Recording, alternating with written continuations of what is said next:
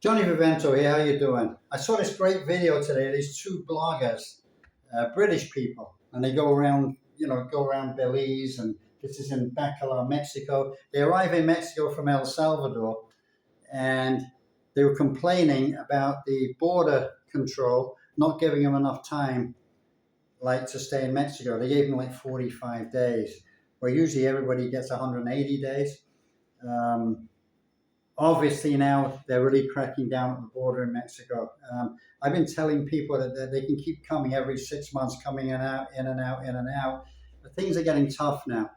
I think Mexican border guards have been told they have to really, really restrict time on people, because they know people living here. I know people who've been living in Mexico for 20 years and they do not have a residence permit. I know it's crazy, but it's true. You don't have one. They're Americans. They go across the border every 6 months and come back. They're happy to do that. That's what they do. It's like their ritual. And these guys arrived in Mexico apparently, and this is what happened, I believe. They arrive in and they get two ladies, like on the border. They get these two ladies who like give them all kinds of questions and whatever, and they don't really want them. The lady behind, apparently, she gave them a lot of trouble and asked them, well, anyway, you can listen to yourself.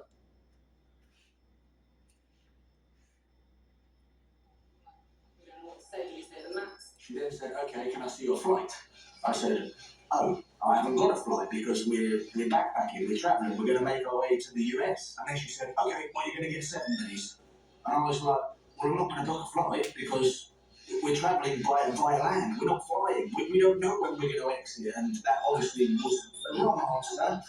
Because they want to know when the hell are you leaving the country. And had we given a bit more of a concise travel plan, or actually been able to prove some sort of exit out of Mexico. See what he said? They want to know when the hell you're going to get out of the country. I think it's easier if you come in from the United States into Mexico. It's a lot easier. It's a lot different because they have a lot of Americans coming in and out all the time. It's just that they came through the southern part of Mexico, and that's what happened basically. But they're giving you a lot of trouble now. It's just not as straightforward as it was. Now the financial restrictions are getting absolutely insane. I went downtown the other day, there was hardly anybody there. This is summer, so it's not in season. In season is between October and the end of April. Okay, that's the real season here where we live on the Pacific, all right? And to be honest with you, it's quite dead downtown. Businesses are not doing well. Restaurants are not doing well. There's not many Americans and Canadians coming right now.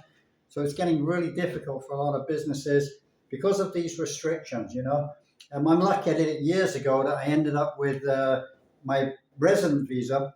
But to get that now, the requirements are incredible. You've got to show that I think it's something like you need each person like $4,300 US a month income before you can be considered for a temporary residence visa in Mexico. It's amazing. And you've got to have, I think that the requirements for a property has got to be over $300,000 or $350,000.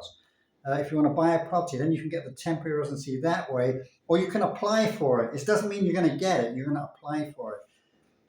These guys were saying, the border guards in Mexico, actually, with their moods, they will give you this time or that time. It's how they wake up in the morning, how they feel, that they will grant you a certain amount of time. That's how they feel about it. They've been talking to people and they've been told that. I believe that. I really do. I actually believe that. Some officials in Mexico can be quite nasty. Some are really incredible. They're mainly all incredible, but they can be nasty people too. And well, anyway, that's the problems they had. I just thought I'd make a small video just to show you that it's not that straightforward. I've been telling people for a long time now just to come to Mexico from the United States. It is different.